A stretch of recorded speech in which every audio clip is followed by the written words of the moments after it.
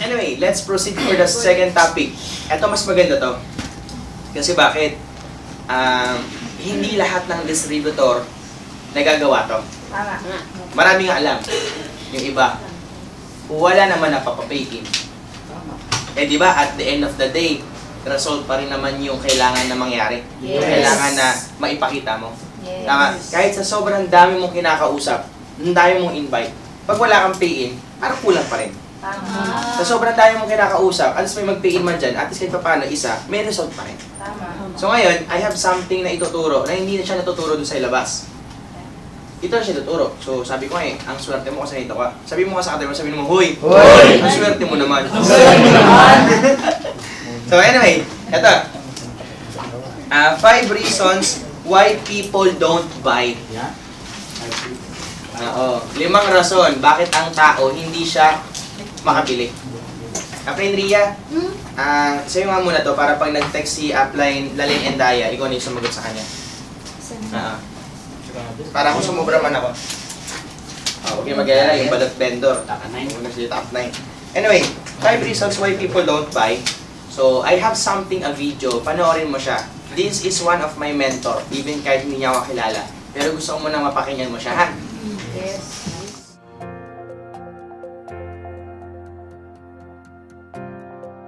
Have you ever had this experience? You try your very best to sell your products and services. You explain the whole thing. It makes perfect sense to the prospect, but yet at the end, they don't buy. And you wonder what's going on. Why the hell they don't buy? Today we're going to talk about the 5 reasons why people don't buy. The first reason why people don't buy from you is no need or low need. So, in spite of how great your product is or service is, but the prospect, they might not need it or they might not need it right now. So what do? Imagine this. You go into the mall and you know how you're walking to the mall, walking to your store, the store that you want to go to. In the middle, maybe between the booth, someone stops you. Hey, try this thing, free sampler, try this cream on. They are interrupting you. You have no need to buy that and you find it annoying. Well, there you go. There is no need. You cannot convince someone if they don't think that they need your product or they want your product and services. There's nothing you can do. With these type of prospects, it's better to cut your losses and save your time. You qualify them and then you disqualify them very quickly and then you move on. So that's reason number 1, no need. Reason number 2, no urgency. You see, delay kills the sale. When they say to you that, oh yeah, you know what, I'll think about it, I'll get back to you, send me more information, all of that stuff is lack of urgency. They don't see that why they need to buy right now. You haven't given them a reason why they need to do it right now. You see, tomorrow never comes. What you don't close today, you will not close tomorrow. Although they'll be very nice to you and they'll be very polite and say, yeah, you know what, follow up with me 3 months from now, I'll get back to you. No, you hear from me. And guess what happens? Comment below. What happens when they say that? You never hear from them again. Delay kills a sale. So what could you do? You need to demonstrate. You need to show them that, hey, why they need to do this right now. Maybe it is an exclusive offer. Maybe it's limited quantity. That we only have so many of these. If you don't buy it right now, when we run out, you will not be able to get them anymore. Or it could be limited time that, hey, this is only available within this period of time. Or this offer is only available within this period of time. You have to give people a little bit of push. Otherwise, they don't act. Reason number 3 why people don't buy is no desire. You see, people don't buy what they need, they buy what they want. They want that car, they want that house, they want that new suit, they want that bag. Just like my wife Jenny, they want that new pair of shoes. They want that vacation. They don't necessarily need it. You think about a lot of things in your life we don't actually need. You don't need that new computer. You don't need that new table. You don't need that new video game. You want it, the desire. How do you create that desire? How do you create that insatiable desire that people want to buy what you have to offer? Usually, you do that with an offer, an irresistible offer. How can you make it so compelling?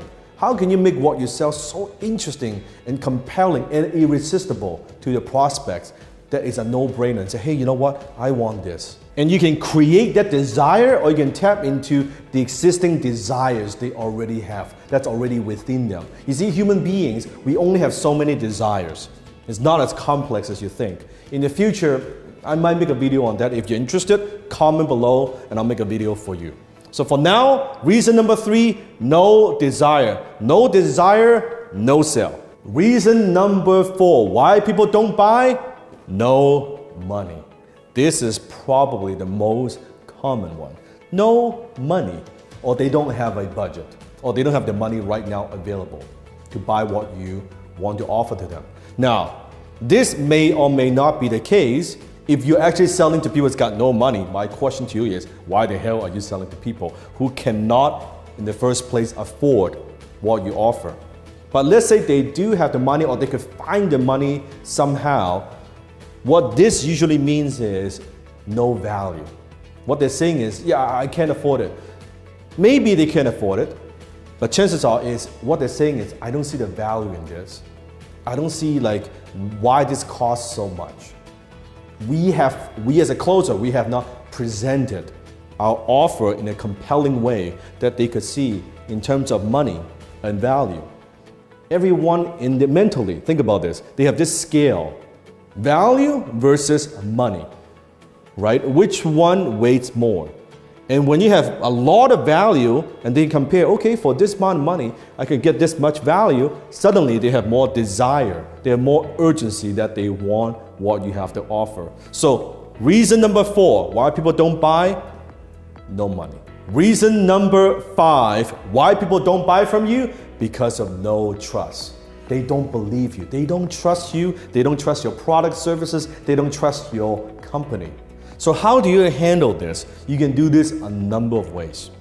You can do that by giving them more social proof, by giving them some testimonials where your other customers, what they have to say about your products and services. Proof, social proof. Or you can tell them that your history of the company, how long you have been around, or proof or data or case study. If you're selling anything in the health and fitness niche, maybe show them some of those proof. Show them what the scientists have to say. If they don't trust you, they cannot buy. It's very, very important. But there's one more point. Not that they don't trust you. There's one thing that very few entrepreneurs and closers understand. They don't trust themselves. Yes. They don't trust themselves. They may trust your product, they trust your company, but they don't believe that it would work for them. They don't believe that they would even use it. They know, okay, here's gonna be another product I buy, I'm gonna put that on a shelf, I'm not gonna use it, it's gonna be a waste of money. How is this time going to be different? You have to address that. So not just trusting in you and your company and your brand, but trusting in themselves. And most people, believe it or not, they do not trust themselves because their track record is not good. So let's say you're selling a weight loss solution. Oh, here's another one. They know I've been on 10 different diets. I've tried 20 other weight loss solutions. Oh my God, this time it is gonna fail. How do I know it's gonna work? Even they trust you, they have testimonials, you have proof, you have all these things, but they don't trust themselves. Well, you know, I'm not gonna do this. I know, I've already looked at my track record. All these things I've tried, I have already failed. How is this going to be different? So in your marketing, in your brand, in your message, you need to address that. I want you to look at these reasons why people don't buy. No need, no sell. No urgency, no sell. No desire, no sell. No money, no sell. And no trust and no sell. I want you to look at the way that you close, the way you're doing your marketing. How can you create trust in the marketplace? How can you make sure that you communicate and articulate your value so people can see that, you know what, it is totally worth to buy what you have to offer? How can you communicate? How can you create the irresistible offer so people desire what you're selling? How can you create that sense of urgency so they buy right now, not tomorrow? And how can you solve the problems that they have? How can you give them solutions that they need? That's how you handle these objections. So, 5 reasons why people don't buy. Think about that. Getting back. Yes. Mapansin mo, kung bakit man hindi nagpipayin yung mga tao kasi kulang sa, yun, pag-mindset ng ganun. Yan. 5 reasons why people don't buy. No need. Parang ganito. Kasi, hanggat hindi mo sa kanya, meron kasi tinatawag kasi na mindsetting. Mindset. Sabi mo nga mindset. Mindset. Ito totoo. Pag hindi ka marunong mag-mindset ng tao, hindi ka makakapagpapili. Ang mundo ng networking more on mindset. Especially, pag mahina kasi ang mindset mo, hindi ka makapag-close ng deal. Kailangan matutunan mag-mindset. Paano mo matututunan yung pag-mindset? Panoorin mo yung upline mo, paano kumakausap. Pwede mo siyang i-record mo. Makapansin mo pagka nag-i-8, yung mga uplines, may mga nasa likod, nakaganan yung tenga. Ibig sabihin, kinakopy nila paano magbagsak yung upline. Kung pwede mo nga i-record may mga voice recorder kayo sa cellphone natin, pwede mong copyhin niya yung word na pag-mindset ng tao. So, paano mo siya ma-mindset? Ito, realization. No need. Sa madaling salita, kailangan mo ipa-experience sa kanya or ipa-realize sa kanya na kailangan mo to. Diba lagi mo naririnig sa akin yung tinatawag na alam mo ba sa totoo lang, wala akong makilalang tao na hindi kailangan ng pera. Diba? Diba example ko yun? Diba nag-aral ka dati para makagraduate? Bakit ka graduate? Para makakuha ng trabaho. Bakit ka nagtrabaho? Para kumita na? Pera. Bakit ka nag-abroad? Para kumita na? Pera. Bakit ka nag-artista? Para kumita ng pera. Bakit ka nag-negosyo? Para kumita ng pera. Bakit tumatakbo sa politika? Para kumita ng pera. Bakit tayo nag-uunong? Para kumita ng pera. Yun yung way ko para maparealize ko sa kanya, kailangan mo to. Wala akong kakilalang tao ayaw kumita ng pera. Tama, mali. Sa madaling salita, kumaga pinaparealize ko sa kanya na itong ginagawa natin, kailangan niya to. Kailangan marunong ka. Second, no urgency. It means napansin mo, urgency, yung positioning. Gaano kaganda yung makasali ka na mas maaga. Di ba ikaw to? Pag nakasali ka kaagad, ikaw to. Sa lahat ng mga pasahe ng upline mo, sila mo ilalagay. Ang tawag din, urgency. Kailangan hindi nawawala sa pag-aim mo. Kasi bakit? Para masakop, para makakuha mo siya. Urgency ang tawag doon. Hindi bukas, hindi next month. Di ba napansin mo, sinabi ko minsan, ang 7998 is still 798. Pagsasali ka bukas, 798 pa rin. Pagkasali ka next week, 798 pa rin. Pagkasali ka next month, 798 pa rin. Pagkasali ka next year, 798 pa rin. Okay naman, makakasali ka. Yun nga lang, ano nasayang? Yung oras. Kasi kailangan kasi sa network kasi, kailangan mo maging mabilis. Kailangan mo paintindi sa kanya yun para makapag-close ng deal. Gets mo ba? Yes. Pangatlo, no desire. Ano yung desire? Kung mapapansin mo, pinaparealize ko minsan sa kanya na, ito'y totoo. Kasi ako sa totoo lang, bakit ko gusto kong yumaman? Kasi gusto ko makatulong sa maraming tao. Di ba gusto mo rin naman yung kumaga yung gusto ko, ako yung point ko, pinaparealize ko sa kanya, gusto ko na magkaroon ng 1,000 doors, paupahan, restaurants, may pera ako sa bangko na ganito halaga, may bahay ako sa ganitong bansa, sa ganito, sa ganito, sa ganito, ang ginagamit ko pang travel, private jet, mga ganong bagay, kasi nag-create ako ng desire. Na yung bagay na gustuhin niya rin. Kasi, pinaparealize ko sa kanya yung desire ko. Gets mo ba? Yes. Kailangan meron kang ganun din. Mamaya, mapakita ko yan, mamaya. No money. Common. Pero ito yung totoo. Hindi totoo na problema ang pera. Kailangan mo lang iparealize sa kanya yung value na ibabalik sa kanya. Bakit ang tao hindi bumibili? Kasi nakatutok siya sa pera. Kaya napinsan mo minsan, may ako na sinasabi ko, may advice ako na sinasabi na, alam mo, huwag mo tingnan ng pera. Kasi imagine mo to pag ang tingin mo sa uno is gastos, unang-una, hindi ka makadiskarte. Kasi 8,000 mo, kaya mo bilhin damit. Di ba? Pantalon, sapatos. Yun nga lang, maluluma lang yan. Wala namang ibabalik na pera. Second, 8,000 mo, bibili ka ng pagkain. Oo, magubusog ka. Pero kinabukasan, gutom ka na naman ulit. Tama, mali. Pangatlo, yung pera mo, 8,000, bumili kang gadget. Sabi natin, nakakuha ka ng cellphone. After nun, ano na, di ba luludan mo pa? Pang-apat, 8,000 mo, ilagay mo siya sa may bangko. After 1 year, magkano naman tubo, babawasan pa sa tax. Di matutubo. Tama ba? Kung magsasabi ko nga ipakita mo sa kanya yung value. Parang ganito, isang example ko. What if? Di ba minsan nag-sample ako sa kliyente natin? What if? Meron akong Oppo F9 Plus, dati F3 yung F3 ko. Ito ang bili ko rito, 18,000. Meron ako rito, ang daladala ko Mitsubishi Mirage. Mga nasa kulang-kulang 1 million din.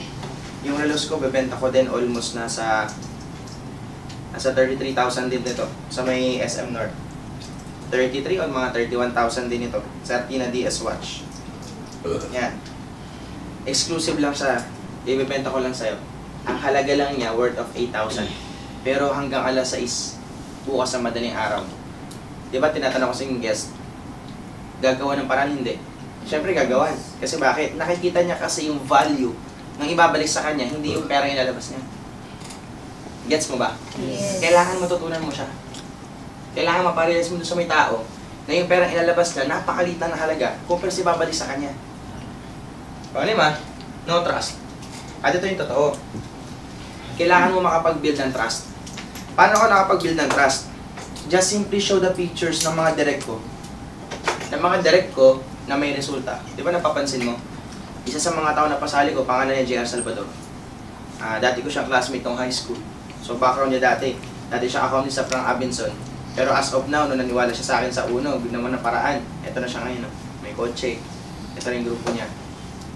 Trust yun. Isa pa, ito si Valerie. Ito na meron sa kanya ngayon. Direct ko din siya. Kung nagawa ko sa kanya, pwede ko turo sa'yo. Isa pa, ito si Atlane Ria. Ito, wife ko naman siya. So ito, ito naman kinikita niya. Ito yung kotse, ito yung grupo niya. Ito siya kayo. Apin Renerio. Ito yung mismo isa sa mga leader ko. Ito yung coach niya ngayon. Sa madaling salita, nagbibuild ka ng trust. Paano mo build yung trust ng tao? Kailangan mong ipakita yung mga achievement mo, kahit mga malit-malit lang. Sasabihin mo lang sa kanya, ako lang mo sa totoo lang, magtiwala ka sa akin, tutulungan kita. Mga ganun bagay. Na ang point, pag yun, ito mismo, natutunan mo to, wala, promise. Kahit walang pera kausap mo, magtataka ka, gagawa ng paraan yan. Kaya nakakasali. Paano ko siya na-prove? Yun yung mga nakaraan na ini-invite, yung mga invite ni Upline, Breaks, yung isa doon, yung may tindahan ata, yun din yung pinarealize ko sa kanya eh. Ito mo, nag-pay in. What do I mean? Kasi bakit? Kailangan mo lang sa kanya maparealize yun. Gets ba? Yes. What if kung may pera pa? Mas lalo na. 50 na house. Oo. Maparealize mo pa to sa kanya. Kailangan lang kasi. Ito sa totoo lang, hindi siya hard sell. Hindi mo sinasabi, magpingin ka na. No. Just more on realization, just more on mindsetting, na ito lang yung pinasanasabi mo sa kanya, na-adapt niya, na-absorb niya. So kahit wala siyang pera, sige, bukas, gagawa ko paraan, nakakasali ako. Diba? It's a proven and tested. Basta kailangan marunong ka mag-mindset. Sabihin mo nga, mindset. Sabihin mo nga, mindset. Promise, ang mundo na networking more on mindset. Mindset at saka leadership. Aanin mo yung kagandahan mo, aanin mo laki ng katawan mo, o katangkaran mo, kung ang utak mo ulit. Tama. Diba? Kahit na maliit ka, pero yung utak mo, sobra-sobra, umaapaw talaga, tapos madiskarte ka pa, wala, lahat nakakausap mo, pay talaga. Pay talaga. Kaya sabi ko nga, more on mindsetting lang talaga. Kaya kailangan ko siya matutunan. Guys, pag-close pa lang to ng deal, may mas malalim pa eh. Next. How to sell anything to anyone, anytime. How to sell anything to anyone, anytime. Parang ganito. Paano mo benta yung ticket ng sales rally sa downlines mo? Paano mo benta yung, sabihin natin, yung training na may bayad sa mga downlines mo para mapabili sila? Paano mo mabibenta yung condominium na inaalok ng iba? Paano mabenta yung insurance na inaalok ng iba? Sa madaling salita, lahat yan may technique. I have something video, mapakita ko sa inyo. Guys, listen, makinig kayo ha. This is not more on skills. This is more on mindsetting. Especially kailangan talaga nakikita rin talaga sa'yo. Go ahead. Sell me this pen. Today I'm going to teach you how to sell anything to anyone, anytime. Now, when it comes to selling, when it comes to closing, there's so many techniques and so many ways. Today, I'm going to share with you 3 powerful secrets that you can use to sell anything to anyone. The very first secret is this. How do you turn something that's a commodity? How do you sell a product? How do you sell a service in such a noisy marketplace? Number 1, Understand this. People don't buy because of logic. People buy because of emotion and they justify it with logic. People buy based on emotions and they justify with logic. I want you to think of something that you want to buy in your life. It could be a car, it could be a house, it could be anything. Just I want you to picture that. Once you have that in your mind, I want you to ask yourself this question. Why do you want to buy it? Why do you want to buy that particular item? Why do you want to own that item? Why is that? Maybe it's a new suit, it looks good on you. Maybe it's a new dress. Maybe it's a new car. Maybe it's a new house. Maybe it's that vacation. But why do you buy it? I want you to dig a little bit deeper. If you peel through the layers, I think you'll realize you are buying emotions. Maybe you buy the item because of greed. You want to make money or you want to save money. Or maybe it's because of generosity, that by buying this item is going to help other people. Have you noticed sometimes even there are companies out there, if you buy this particular product, they're going to donate a certain amount to charities? Maybe you buy because of generosity. Maybe because of shame, that if I don't buy this, I'll look foolish. If I don't own this, I'll look foolish. Or maybe it's fear, that if I don't buy this, I'm going to be missing out. I don't want to miss out. Maybe it's an escape, that you go on the vacation, your 9-to-5 job is driving you fucking crazy, and you say, oh man, I need some time off. Maybe doing it, buying it because of escape. Whatever those reasons are, those are very often emotional reasons. So you buy because of emotion, and you justify it with logic. So think about when you're selling something to somebody. Are you just talking about features and benefits? What this thing would do for you? Or are you pushing those emotional hot buttons? I remember one time I was in Harry Rosen, which is a very well-known kind of menswear store, high-end in Vancouver. I walked into the store and I was walking by the Tom Ford section. And the salesman approached me and said, sir, is there anything I can help you with? I said, no, I'm just browsing around. And he said, do me a favor. Put this suit on. Now, at the time, I've never owned a Tom Ford suit before. I have a lot of suits, but I don't have a Tom Ford suit. He said, do me a favor, put this on. I said, all right. I put it on. He said, how do you feel? Well, it feels pretty good. I said, okay, also try this on. Put on this tuxedo. I said, okay, that's pretty good. He said, oh, it looks great. He said, sir, are you a fan of James Bond? I was like, who isn't a fan of James Bond? Like, duh. He said, you see this suit right here, this tuxedo, is the exact suit, exact same design as James Bond wears in Casino Royale. You know the scene when he was gambling? I said, fuck, it looks good, right? And before you know it, I bought the damn fucking tuxedo, right? And it's a lot of money, costs a lot of money. And if you think about that, what am I buying? I'm buying emotions. What I'm buying is this. I'm buying when I wear this tuxedo, I feel good. As a James Bond fan, I feel like James Bond. Even logically, I know this, of course, is not James Bond. I'm not James Bond. But emotionally, it takes me there. This is cool that I own, I wear the same tuxedo, the same fit, right? The same everything. And then he upsold me on the damn, like the shirt and the cufflink, the whole 9 yards, right? That's what I'm talking about. People buy because of emotions and they justify with logic. You have to understand that. Don't push your products, don't just push your services, don't push the features and benefits. Think about what are those emotional hot buttons that you're pushing. Number 2, people don't buy their way into something, they buy their way out of something. It means people very often, they're buying something because they have a problem they want solved. They want to buy their way out of that problem. People don't buy the drill, they want to hold on the wall. So what is it that you are helping them solve? What problem? What is it? What is that thing? You have to understand. So I always say the amount of money that you make is in direct proportion to how deep you understand your marketplace's pain. The amount of money that you make is in direct proportion of how deep you go, how much you understand your marketplace's pain. So you have to understand what it is, what are the pains that people have, and how can you help them relieve some of that pain. So think about that. Number 3, People don't buy products and services, they buy stories. Because when there are so many choices out there in the marketplace, on the internet, any product that you want, there are hundreds and hundreds of choices. How do you stand out? How do you add emotions to a commodity, a pen? What's the difference between a $2 pen like this or an $800 Mont Blanc John F. Kennedy limited edition exclusive pen? $800 pen.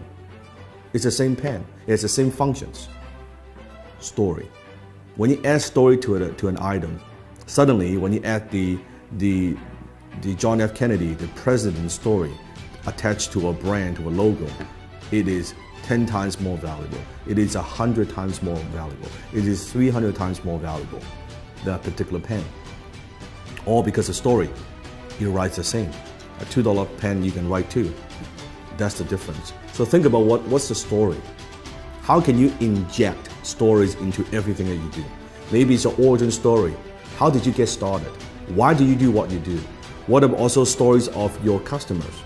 I just launched a new YouTube channel. You can click on the link below. I'll put a link below in the description. You can check it out. It's the Dan Lok Global Community on YouTube. It has nothing to do with the program that I teach. It has everything to do with stories. It's stories from my students, what they have learned, their background, their stories. It has nothing to do with me. It has nothing to do with the program that I run. It has nothing to do with that but stories. It's other people's stories, other people's success stories. So where are you using stories in your marketing, in your business? How else can you use stories? Remember, facts tell, stories sell. Facts tell, stories sell. So comment below, tell me, based on these 3 secrets, how will you sell me this pen? Go ahead, comment below, sell me this pen. Ibig sabihin pala, kung gagamitin mo yung sinabi niya na tinuro doon sa may 7 package, wala, lahat. Bibili talaga eh. Tama ba? Number 1 na sinabi niya, people don't buy because of logic. People buy because of emotions na ini-insert mo doon sa binibenta mo. Kasi, niya para sa 1.5, 1.5, 1.5. Pero sabihin mo sa kanya, para imagine mo to. Dito, pwede kang makabila sa sakyan. Anong pakiramdam? Pag nakasakay ka sa brand mong kotse. Anong pakiramdam? Dati ka mismo nag-o-commit ngayon, nakakotse ka na. Masarap hindi. Siyempre masarap. Tama mali. Diba? Yung mga ganung bagay ba? Emotions kasi yun. Lalo yung pag sinasabi mo, imagine mo to. Dati ang sahod mo, minimum lang. Tapos pumalo siya ng 50,000 to 100,000 every month. Masarap ba yun? Oo naman. Kung kumikita ka na gano'n, matutulungan ba ang family mo? Oo naman. Bidang-bida ka sa family mo. Mali. Mga ganun ang tawag din, emotions. Kaya kailangan marunong ka rin nun. Nakalimutan ko yung sinabi na pangalawa eh. Pero sabi ko nga ha? People buy their way. And people don't buy in. They buy their way out or something. Tagalog nun? Meron silang problema, kailangan mo solusyonan. Oo. Oo nga, yun nga. Eh, di ba kalimitan na naman problema ng mga tao sa labas, pera. Kaya bigyan mo silang solusyon na ito yung pwede makatulong sa family nila o yung problema nila para at siya paano, maresolbahan natin natin. Kailangan, hindi maramdaman ng kliyente mo na binibentahan mo siya. Ang kailangan maramdaman ng kliyente mo, ito yung solusyon sa matagal mo ng problema. Sabi mo sa kanya, ipaparelease mo na, alam mo, mas sa totoo lang, kahit hindi ka pa naman nag-uuno, matagal mo na problema, pera. Kahapon, ano problema mo, di ba, pera? Next week, ano problema mo, di ba? Last week, ano problema mo, di ba, pera? Last month, ano problema mo, di ba, pera? Last year, ano problema mo, pera? O bukas, ano problema mo, di ba, pera pa rin? Next week, ano problema mo, di ba, pera pa rin? Next month, ano problema mo, di ba, pera pa rin? Kailangan niya maintindihan na yung nakita niya negosyo, ito yung magbibigay ng solusyon sa matagal niya ng problema. Ganun. Pangatlo, yung sa sinabi niya, about dun sa ano, yung sabi pangatlo? Oo. Kumaga sa madaling salita, ano pagkakaiba na isang $2 pen dito sa $800 pen? $800 pen, i-times mo ng 53 pesos, 42,000 plus. Ballpen lang. Pero mo, second. Imagine mo to. Ito yung $2 pen. Ito yung $800 pen. Imagine mo to Ano pagkakaiba nila? Wala namang pagkakaiba. I mean, para sila nakakasulat. Tama mali. Pero yung stories na nakalagay dito, bakit siya naging 800, yun yung mahalaga. Parang ganito. Imagine mo to. Ang suot ko, Jordan.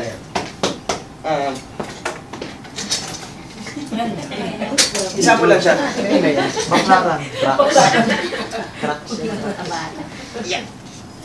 Hindi naman mapango. Ano ko eh. Parehas to sapatos. Parehas siya nagagamit. Hindi ka mabububog pag suot-suot mo to. Tama, mali? Tama. Ano pagkakaiba ng sapatos na to sa sapatos na to? Imagine mo, stories. Sino ba gumawa nito? Muslim.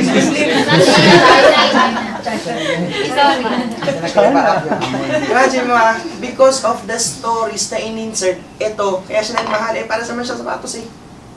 Ito, ewan lang, magkano ba to? Renta. Okay na ba ito? Guys, listen. Tamo, 100 to. Listen. Ito, bili ko rito, 13,000. Parehas silang sapatos. Pero anong pinagkaiba? Because of the stories. Sino ba nasusuot nito? Si Jordan. Kira mo naman, di ba? Parang siyang gamit. Pero magkiba value. Tama. Ito question, paano mo mabibenta sa tao? Ito ang piliin niya. Eh, pwede naman to suotin niya. Yun nga lang. Normal lang. Eh, kung ito suot-suot niya, imagine mo. Suot-suot mo to. Branded. Para kang Jordan. Eksaktong suot ni Jordan nung naglalaro siya sa basketball court. Oo, hindi kasi Jordan. Pero pag suot-suot mo siya, para kasi Jordan. Bakit naka-original sapatos ka eh? Yun siya.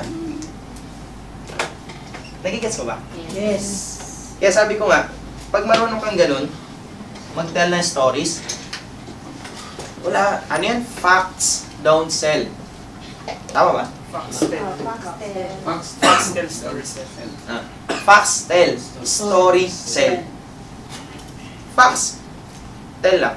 Ano mo yung facts? Katotohanan. Parang tell. Parang yun, sapatos siya. Totoo, sapatos naman yan. Yung stories kasi, nakakabenta. Imagine mo, even kahit ngayon wala na si Jordan sa may basketball, bakit yung Jordan yun? Bumibenta. Eh bakit kasi yung stories kasi, tuloy-tuloy kasi. Ganon siya. Kaya kailangan mo siyang matutunan. Alam mo, ito yung bagay na hindi tinuturo sa opisina. Uso tapos FSO, I know, kabisado mo na siya. Leader ka na eh. Pero kung hindi pa, kailangan mo kabisaduhin yun. Pero something different na to. Kasi from a member, going to a leader na. Kaya sabi ko nga eh, ang swerte mo kayo, nandito ka. Sa'yo mo sa kata yung sa'yo yung huy! Huy! Swerte mo talaga. Diba? Meron pa rito, isa pa. Pero guys, may natututunan naman kayo? Yes! Something skills na idadagdag natin once may kausap ka, kailangan mo iparealize sa kanya yun. At trust me, pag yun napa-insert mo, in-insert mo sa kausap mo, may pera man or wala, may pera man or wala, bata man or matanda, pay in sa'yo. Pay in sa'yo. 120,000 CC yun sa'yo. Ang goal mo, mag-close ka ng 8 million. Imagine mo to. Ito yung gusto kong point eh. Ako sa totoo lang, bigyan mo ako ng kausap. 4 na M. Bigyan mo ako ng kausap na 4 na M. Tandang may madrigupin. Oo. Especially, direct ko pa. Wala, bigyan mo ako ng kausap na 4 na M. Tapos may negosyo. Ang goal niyan, makatulong talaga. Wala, invested niya ng 8 million sa akin. Kulang pa nga yun eh. Ilan ba yung empleyado niya? Tag-15 accounts lahat. Again. Hindi pera eh. Yung legacy kasi paparealize ko sa kanya, ito yung pwede mong maiwan na hindi ka nila makakalimutan. Yun siya. Kaya sabi ko nga, darating yung time bibigay pa rin naman sa akin. Eh what if yung knowledge ko nalipat sa'yo? May kausap kang 4 na M. Mamaya pag-ihain mo. Boom! MNM.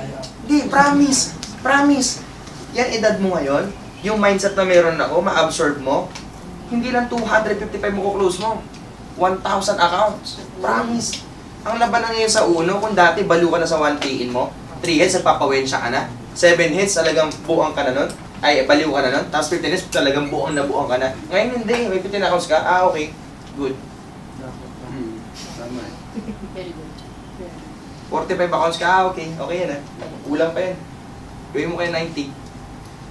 Pero kayo sa amin, 155. Gusto ko i-beat 255. Gusto ko gawin 1,000 accounts. Isang tao. Ang question, paano ko gagawin? And receive. Oo nga, no? Yung target ko nga si Duterte. Sino na yung makatakbo sa Commander-in-Chief. Kasi nakawala siya ng mga Kasi promise guys, yung knowledge si Danlo, yung siya kasi ang king ng high ticket sales. Kaya niyang ibenta sa'yo yung mamahaling ticket. Yun siya. Pero good thing kasi meron siyang ganyan. Sinishare niya. Yan yung mga tao na gusto ko. Kasi bakit hindi sila nagtatago ng knowledge na meron sila? I-sinishare nila sa iba. Wala siyang pakialam sa mga tao na sabi, ay, Dad, hindi naman ganyan yan, ganito. Wala akong may pakialam sa kanila. Kasi yung bagay na gagawa niya, yun yung mismong resulta. Kaya mga nasasabi, mali daw yung ginagawa niya. Ewan, kulang mo resulta, di mo nagkikreate ang video. Paano ba yun? Di ba?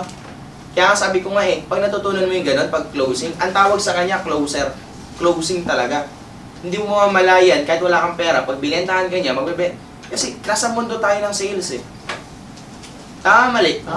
Pag ito, di ba, yung ginagawa ng mga nasa real estate agent, yung ginagawa ng mga nasa insurance, yung ginagawa ng mga nasa mall, yung ginagawa ng mga nasa kung saan-saan pa mga negosyo, nasa sales, wala, ganito ginagawa nila. Pero pag ito, hindi mo to alam, wala, lumalagpas sa'yo ang pain, lumalagpas sa'yo yung sales. Pero pag networker, natutunan mo to, grabe to. Grabe talaga to. Oo. May tumatawag yun, Patay na. Imagine mo to may, kahit sinong kausap mo, promise, bata, matanda, may edad or hindi, may pera or wala, pay-in talaga. 1 account, okay. 15 accounts tayo. 15 accounts, okay. 255,000. 255, okay. 1,000 accounts tayo. Hindi naman sa pag-aano, hindi pa kayo mabreak yung record niya, Regina. Wala pa. muntik na. Kung bumalik. Yun yung hinahabol ngayon ni Val Yung isang tao, ganun karami. Ang isang tao sa kanila, 60 pa lang. May 100 pages pero may iba-ibang mga tao yun. Hindi, yung isang tao lang. Yun yung maganda. Ha? Sa Persian, 105. Di ba? Sa grupo lang natin. Hindi guys, ganito siya. Ang question, paano mo siya makukopya? Ito na yun, Ito na siya. I-master mo mag-mindset ng tao. Promise, i-master mo mag-mindset ng tao. Pag ito, sabi ko nga, sabay-sabay tayo, natutunan mo to, wala. Lahat ng kausap, pay-in. Lahat. Promise, lahat. Hindi ka manghihinayang sa pera na papapayin mo, sa pera ikukunin mo sa kanya. Kasi bakit? Tutulungan mo naman siya Huwag ka manghihinayang. May hinaan lang ang loob mo. Pag hindi ka totoo sa sarili mo, hindi mo siya tutulungan kasi wala kang tiwala sa sarili mo. Kaya nga hindi kami takot magpapain ng ganun karaming pingis kasi alam namin, tutulungan namin. This is what you call service namin. Di ba? Kaya pag magpakausap ka sa akin na 4 na M, kung open-minded, wala. Sabay-sabay. Hindi naman, isa-isa lang. Isa-isa lang. O kaya naman, makakuha ka ng isang professional, ang laki-laki ng market, boom! Tapos yung yung skills na meron ganyan, meron ka ba? Wala talaga, lahat meron ka talaga. Kumaga, boost talaga sa'yo pay-in everyday. Everyday. Pero lagi mong isipin, bigyan ka ng tips meron kang panahon para maghasa ng knowledge mo. Dapat meron kang panahon para maghasa ng talent. May panahon ka para mag-training. May panahon ka para mag-mentor. May panahon ka para mag-invite. Dapat lahat ng bagay may naka-schedule para sa'yo. Kasi bakit? Huwag sabay-sabay kasi hindi mo kaya mag-evolution technique. Kaya kailangan may panahon. Parang ngayon, accept ko. Wala masyadong pay-in grupo ng hits. Nag-process sa Lapin Venture kanina. Pero buti na may pay-in Pero sabi ko, okay lang kahit walang pay-in yan. Example lang, walang pay-in yan. Okay lang. Bakit? Paglabas ng pinto, lahat kayo magpapa-pay-in yan. 15 accounts lahat. Alam mo kung ano gagawin. Bakit? Nagsanay tayo. Again, normal ang income. Pero but because the activity, the project, and then the learnings na mismo pinapasa ko sa'yo, kailangan mo siyang matutunan para pag umarap ka sa maraming tao, isa kang leon, lahat. Kakainin mo lahat. Diba sabi nga doon, the lion na yung Leo, nakakita siya ng elepante, one word come to his mind, lunch. I can eat this thing. In other words, may makita kang 4 na M sa labas. Isang tao, wala. A into lunch. I can eat this thing. Oo, promise. Okay, Ben? Yes.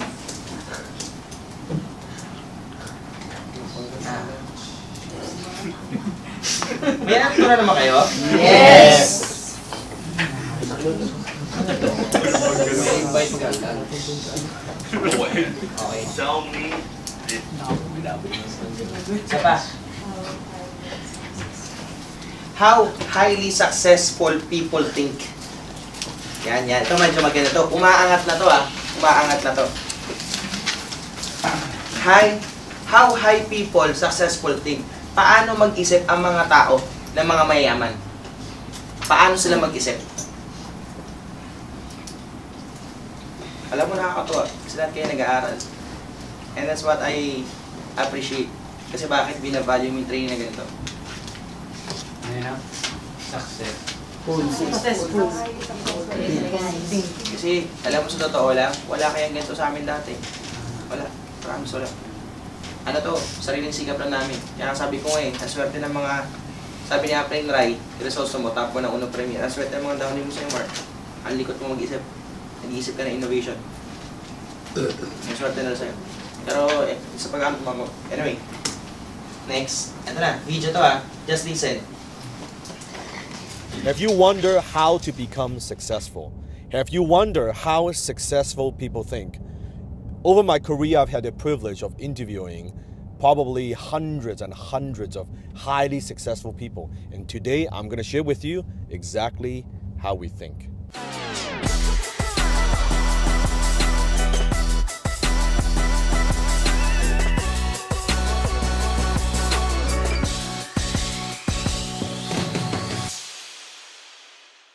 To become successful, I think the very first thing you have to understand is this, that successful people, we think very differently from the rest of the society. Because most of the society, the general public, they are not successful. So the way that we think, the way that we view things are very, very different. And today I want to share with you just some of the distinctions, some of the powerful distinctions that how incredibly successful people think, so you can start today making some new decisions.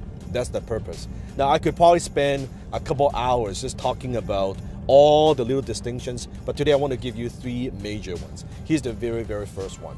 Long time ago, I've had the fortune to have lunch with one of the most successful, one of the wealthiest businessmen in Vancouver. And at the time, I think he was worth about $500 million, about $500 million. I've had the privilege to have lunch with him and just kind of pick his brain a little bit and want to learn more about how he does. And at the time, he was, I think, 52 years old. 52 years old. And as we were talking, and I was asking him about like what lessons he's learned in his career and you know what is his view about the economy and about his business, his vision. And you gotta understand this person, this businessman is worth $500 million at 52 years old. He's done a lot of different things. And he was so excited. All he could talk about is his vision, what he's gonna build, the legacy, and he's like, it's incredible. Although he's 52 years old, he's as excited as a little kid. And he was sharing with me, I will never forget, he was sharing with me his vision for the next 50 years. 50 years. He was talking about after he's gone, how he wants his succession, and how he wants to make sure the company keeps running, how it's going to donate to charities, like the legacy and its foundations he's going to support, and all these things. And he's just so excited. And I was like, wow, a highly successful guy talking about his vision. He's 52 years old. He's talking about like 100, like when he lives until 100 years old, or if he passed away, what's going to happen. And I'll never forget that. And that's the very first thing that I noticed. Successful people, they think long term. The more successful they are, the longer term that they think. I'll give you a perfect example. Look at someone who's a homeless person. How far do they think? They probably only focus on the next meal. Where am I going to get my next meal? Where am I going to get that few little bit of change? An employee, a typical, or maybe someone who works in more like a manual labor kind of job, right? They're thinking about when am I going to get my check in 2 weeks. They think as far as 2 weeks. A little bit better employee, they're thinking about monthly. What I'm going to do, when am I going to get paid? How much am I going to get paid? They're thinking about what they need to focus on a month-to-month basis, right? Or how do I do enough so I don't get fired? That's not a good fucking attitude, by the way. That sure will get you fired. Or a manager of a corporation. They think about quarterly, right? What's my quarterly benchmark? What are some of the quota I need to meet? What's the goal? What's the objective, right? Quarterly. An entrepreneur, a good entrepreneur, might think about a year out, right? In 1 year, what are my goals? What I want to accomplish in 1 year. So they think long term. Me, I think about 5 years out, 5 to 10 years out. So I would have a 10-year plan myself, and then I would like to reverse engineer what do I need to do in year 9, year 8, year 7, am I on track? And then I will break it down into monthly goals, and then I'll break it down into daily goals. If you've read my book, FU Money, you will know I believe in the concept of DIG, Daily Income Goal. Daily Income Goal, DIG, dig. And I break it down into my daily income goal. If you have not read my book, make sure you go to fumoney.com just to download the book. I can put a link somewhere below. It's for free. You can just download that. So, successful people, they think long term, not short term. Second way that they think differently is, I believe that successful people, they think accurately. One of the most powerful principles in Think and Grow Rich by Napoleon Hill. Nobody talks about it, but it's accurate thinking. Accurate thinking. It means that they look at things as the way it is, not worse than it is, not better than it is, as it is. Unsuccessful people, very often they are overly optimistic, or they have an illusion, or it's gonna work out. Yeah, man, I have no business acumen. I'm gonna start this business, and within 21 days, I'm gonna be racking in $20,000 a month. Although I don't know what the fuck I'm doing. That's being a fucking idiot. That's what it is.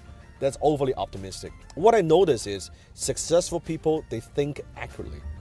I think most of them, I describe them as what I call a realistic optimist. They have an optimistic view of what they're gonna do. They believe in what they do. They believe in the product and services they deliver, but they're also realistic. They look at, what? This is where I'm in. This is where I want to go. What are some of the obstacles in between? Right? The 3 questions I always like to ask myself, it's in my office, in my home office, in front of me, I constantly something I ask myself is not, everything is going to work out perfectly. Everything is going to work exactly the way I planned. Hell fucking no. 3 questions I ask myself all the time. What could go wrong? What could go wrong? What don't I know? And what don't I see? So what could go wrong? What don't I know? What don't I see? Those 3 powerful questions, something I want you to think about. It's not about being negative. Or Danny just being negative. It's not about being negative. It's about being realistic, being a realistic optimist, knowing your downside. Because I know if I can think of all the downside, all the stuff that could go wrong, and if I have a plan for it, and I know if those things come up, here's how I'm going to handle it, then I'm okay. Then my chance of success of that particular project, it's a lot higher. Does that make sense? You with me? So that's the second thing. Successful people, they think accurately. And number 3, successful people, they think people. They think people. I notice unsuccessful people very often, they are very, very selfish. They only think about themselves. What am I going to get? Right? It's always a very kind of win-lose mentality, especially people desperate for money. And that's why successful people, we like to do business with successful people. Because we know that the success of that deal, yes or no, is not going to affect our lifestyle. So we don't have that needy energy. You know what I'm talking about? When I deal with people who are needy, they have that desperate, needy energy. And you know what? Needy is fucking creepy.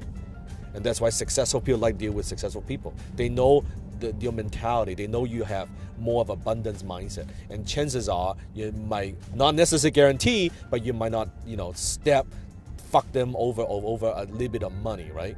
Because no fucking bank ever been robbed by someone pulling up in a limousine.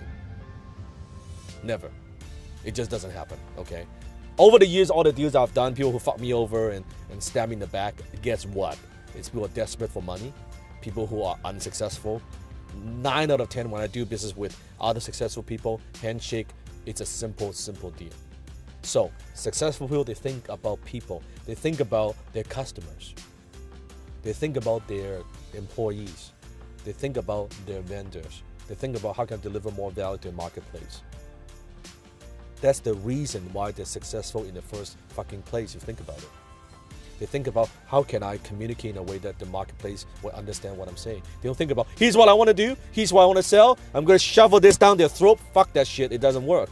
They take themselves out of the picture and say, they think about people. How can I deliver value to the marketplace? How can I retain more of my clients? How can I wow my clients? How can I make sure that my employees perform at a high level? How can I coach them? They think about other people. When you think about other people, guess what? It's easy because now they support you. They want you to be successful. They want to support you on your journey. I think that's very, very critical. People a lot of time they talk about self-made, I'm a self-made man, I'm a self-made woman, I'm a self-made millionaire. I don't believe there's such a thing as a self-made millionaire. Every single millionaire that I know, they're all team-made millionaire. They're all team-made. Without their team, they're nothing. Without my team, I'm nothing. I can do what I do because I have a strong team. It's about leadership. So those are the 3 ways I think successful people think differently from unsuccessful people. Now, if you want me to make more videos on this particular topic, there are probably another 20, 30 distinctions, I would say, on top of my head.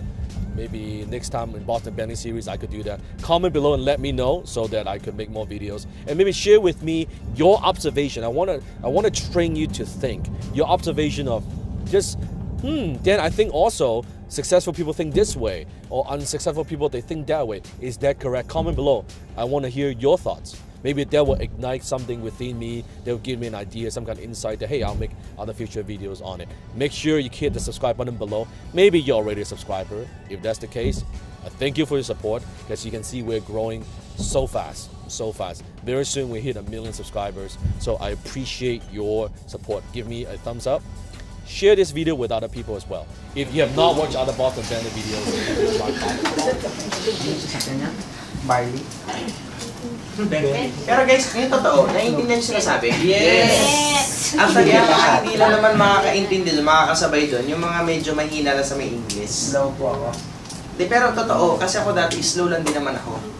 Pero dahil kasi lagi ko sila napapakinggan, pagka meron silang sinabi sa akin na word at hindi ko naintindihan, punta ako Google. Example, si Dandapani, nagsabi siya ng vast area. Sabi ko, ano yung vast? So, search ako sa may Google. Yung vast pala, ibig sabihin, malawak. Ganun ako. So, hindi ko namamalayan sa bawat mga sinasabi nila at lagi kong naririnig. So, pag ano sa parang normal na ng Tagalog. Kaya minsan, napapa-English na rin ako pag natutok ako. Kasi bakit? Lagi ko siya napapakinggan. Kailangan mo kasi siyang masanay. Kasi trust me, hanggat hindi ka nag-innovate, stagnant ka. Kaya kailangan mo siya mag-grow. Kailangan mo mag-grow. Kailangan hindi ka mapagod mag-aral. Promise, hindi ka mag-aral kailangan hindi ka mapagod mag-aral. Lagi mo isipin, pag napapagod ka na, poor people think that they know it all. Rich people continuously learning. Pag napapagod ako mag-aral, inisip ko na palagi, wala, sabi ko, kailangan ko mag-aral, mahirap ako. Tama ba? Tsaka, yung bagay na sinasabi ko, yung mga bagay na naaral ko kasi, ituturo ko naman din sa team ko . Ito siya. Kaya sabi ko hi, successful people, they think long term. Di ba naisip mo na sabi niyan kanina? Yes. At ito yung totoo, hindi lahat mga tao nagsasabi ng ganyan. pag may kaibigan ka, or may crossline ka, or may upline ka, or may downline ka, o meron kang kaibigan na tao na nag-share sa'yo ng vision, ibig sabihin long term siya mag-isip. Mapapansin mo yung kaibigan mo, mapapansin mo yung kaibigan mo na hindi siya long term mag-isip. Pag ang iniisip niya na hanggang bukas lang, hanggang Friday lang, o ang iniisip niya kakainin niya lang kinabukasan, ano pa masaya niya kinabukasan, hindi siya long term mag-isip. Tama, mali? Tama. Kaya kailangan mo masanay na long term ka dapat. Kailangan, kung ang edad mo ngayon, 33 years old ka, kailangan ano ba yung pwede mangyari na nakikita mo after 50 years? After 60 years? Oo.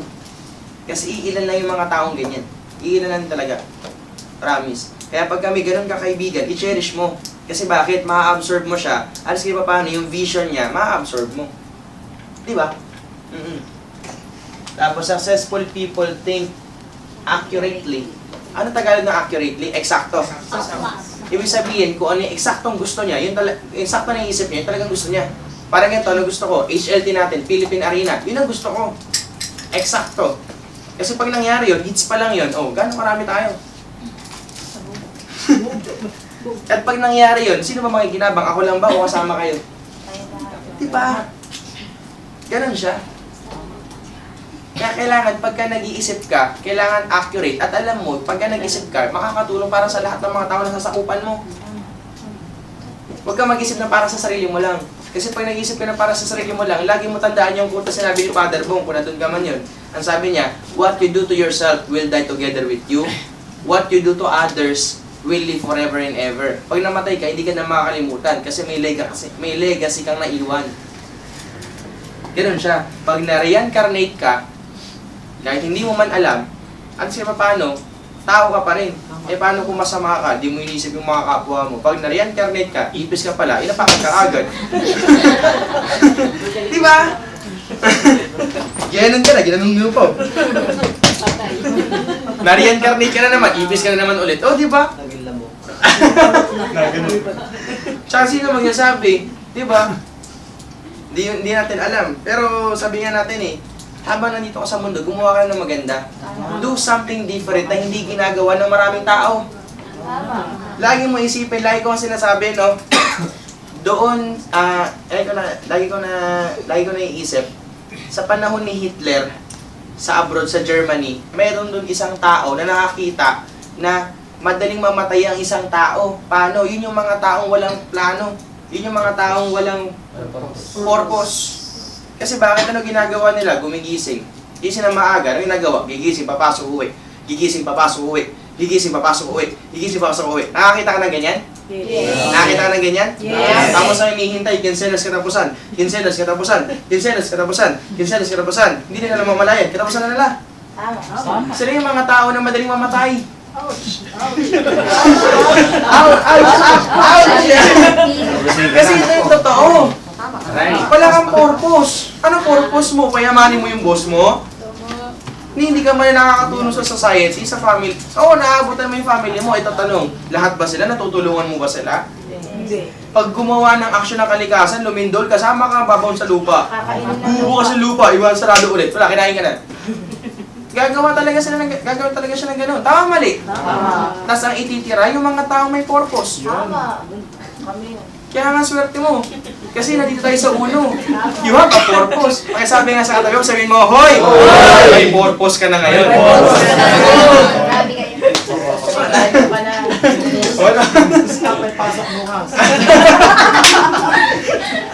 Diba? Uwi na ako, malilita ko bukas. Ito ba? Successful people they think people. O, mapapansin mo to. Sabi ko nga, diba, sa mga matatanda, sa mga 4 na M, ang iniisip nila legacy. Hindi na nila iniisip sarili nila. Ang iniisip nila, yung mga taong matutulungan nila. Or pagka nawala sila, ito yung mga taong mababahagian nila ng mga blessings na meron sila. Tsaka long term talaga mag-isip. Sabi ko, iilan na talaga yung mga taong ganyan. Kaya sabi ko nga, yung swerte mo kasi sa uno, meron talagang ganun, di ba? Yung long term mag-isip. Boss William na nga lang, long term mag-isip. Eh. Sabi ko na nga lang, siya yung gustong-gusto kong gayahin. Eh. Sabi ko, pag umabot ako sa edad niya, gaano kaya karami tayo, no? Oo, wala tayong company, pero ang tanong, gaano tayo karami? Ano? Strong sign tayo ng buong puno? strong side tayo ng buong uno. Di ba? Nagpapa-event tayo, Philippine Arena. Alone. Tapos sasabihin, makakarating balita sa kanya. Sasabihin sa kanya ng sekretary niya, mas may nag-i-event po na uno sa Philippine Arena. Sino yun? Si Mark Pulmano po, yung buong grupo ng hits niya. Ilan sila? 100,000 po. Strong side niya lang. Strong side. Strong side niya lang. 100,000 active. Sometimes like Active. nasa labas yung iba, HLT lang po yun. Active. Kung ito, 30 tayo, imagine mo na lang, pag umabot tayo Philippine Arena, 100,000 tayo. Eh, di ba 50,000 lang capacity nun? Oh, yung sa isang upuan, kandong. Ganun ba yung kalupit? Wala! Yung iba, traffic sa may NS. Ano ba meron doon? Nag-training sila, yung Hits International ka-training. Grabe, ang dami niya na. Oo, pare, ano lang yan. 10 pers lang lahat yan. Abangan mo pag nagpunta lahat. kasama din. Meron pa 5 pesos. Tapos imagine mo, no, yung wala doon, ang mga naka-zoom na lang eh, no? Oo, di ba? Zoom conference, andun lang tayo. Naka-televise sa buong mundo. Nag-i-event yung hits. Imagine mo, nagpapa-welcome si Junjun sa una sa lahat ng invite. Ang dami na may invite. Tapos yung ulo ay paikot, no? Doble-doble. Oh, oh. Diba? Paano daw yung kunwari po yung downline daw po tinatawag pa ayaw pumunta sa office, mag-zoom in na lang. Hindi, actually, siyempre, ima-mindset pa rin natin, okay naman yung Zoom pagka nasa malayong lugar ka, pag may sakit ka, o kaya putol na yung paa mo, sige. Pwede yun. Pero kung kompleto, tawag muna. Ang malupit nun, sa likod lang ang SM. Nagsusumba na. Hindi, siyempre kapag nagsusum na yun, siyempre ganun. Sasabihin mo na sa kanya, alam mo sa totoo lang, mas okay pagka nasa ano-alayon ka. Kumbaga, ang mga nagsusum lang naman, yung mga nasa malayo, hindi makapunta, at the same time, yung mga may sakit, o kaya naman yung mga putol yung paa, putol yung kamay, yan, zoom tayo. Pero kapag kompleto ako ba? Mas guwapo sa Mark sa live. Oo. Mindset mo. Huwag ka puro At zoom. saka ano, hindi ka kasi matututo ng ginagawa ko kung sakali nandun ka lang lagi sa may likod ng camera mo. Kaya mas maganda nakikita mo pa rin live. Kaya ba sabi nga dun, di ba, yung boss at saka yung upline, yung boss, ito gawin mo, ito gawin mo. Di ba kami, pinapakita namin sa'yo, ito dapat mong gawin. Para pag nakita mo, nakopya mo, ito gawin mo sa tao mo. Ang kapalit naman malaking income, tatanggihan mo ba? Hindi. Ang kapalit naman, pagbabago ng buhay mo at buong family mo, tatanggihan mo ba? Hindi. Kaya kailangan mo rin siyang gawin. Meron pa ba to? The three best habits of rich people. Malapit na ako matapos. The 3 best habits of rich people. Please watch this video. Malapit na ito matapos eh. Do you know why you struggle financially? Do you know why you've got no money at the end of the month? Because you have the habits of poor people. You see, rich people, we have very, very different habits compared to the poor and the middle class. Today, I'm going to teach you what those habits are. We are what we repeatedly do. Human beings, we are creatures of habits. You notice that you kind of do the same thing, the same routine over and again and again and again. See, getting rich is not an act. It is a habit. So it is staying poor. It's also not an act. It's not something that just happens to you. It is a habit. So let me teach you the 3 best habits of rich people. The very first habit of rich people, and that is they count their money. Poor people don't count their money. They get a paycheck, they deposit the paycheck, they spend the money, they have no idea what the expenses are, they have no idea how the money flows. You notice poor people, they job, they have a job and wait till maybe once a year when they file the tax return, the taxes that are owing is how much you have to pay. They look at the numbers, they don't even look at the fucking numbers. They just, okay, all right, that's how much I need to pay, file tax return, and that's it. And look at it maybe once a year. Rich people, we don't do that.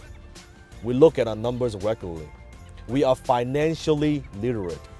I'm not a numbers person, don't get me wrong, okay? I'm a concept guy, okay? I'm a big picture thinker. I'm a visionary. But I am very, very careful and I'm very aware how my money is flowing. I look at my numbers. I log into my account every single day. I want to look at my cash flow. I want to look at how much cash reserve I have. I sit down with my accountant every single week, look at my financials every single week, looking at my financials across all my companies. How are they doing? Because what gets measured gets improved. So habit number 1, rich people, we count our money regularly. How often you count your money? How often you look at your bank account? Not bitching about it, but how often you look at your line of every single line of expense, all your revenue, where that comes from. Is it improving? What do you need to work on? What are those key performance indicators? Are you looking at those numbers? So that's habit number 1. Habit number 2 is they pay themselves first. Now you've heard of this before. Oh yeah, I know, Dan, I've heard of this before. You gotta pay yourself. Do you know actually what that means? Paying yourself doesn't mean buying yourself a fucking car. It doesn't mean taking that vacation. It doesn't mean that you go blow money on entertainment. Oh yeah, I'm paying money myself. No, that's paying everybody else. When you're buying a car, you're paying the automotive company. When you're buying a house, you are paying the bank. When you are traveling, you are paying the traveling agency. You're paying the hotels. You're paying the flight company, the airplane company. Paying yourself meaning that you put your money aside and you invest your money. Now, I'm not talking about being frugal. If you know anything about me, you know my work. I'm not talking about being frugal and being cheap. I'm talking about taking a percentage of your income and putting that aside, pay yourself first, and save it, and then you invest it.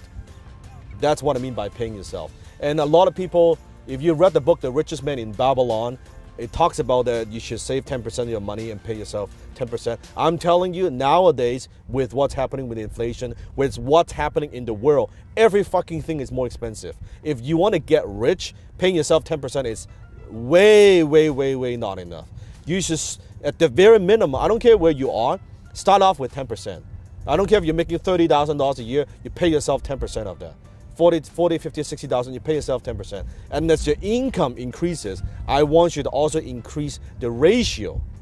So you should, at first 10%, they should aim to save 15%, 20%, 30%, 40% to a point where you are making so much more money, and then now you're only spending a small percentage of what you earn. That's your goal. That's called paying yourself. So that's habit number 2. Pay yourself first. Habit of rich people number 3, and that is rich people are constantly improving their earning ability. Because you might be thinking, Dan, okay, I want to pay myself first, but I'm not making enough money. I'm only making a few thousand a month.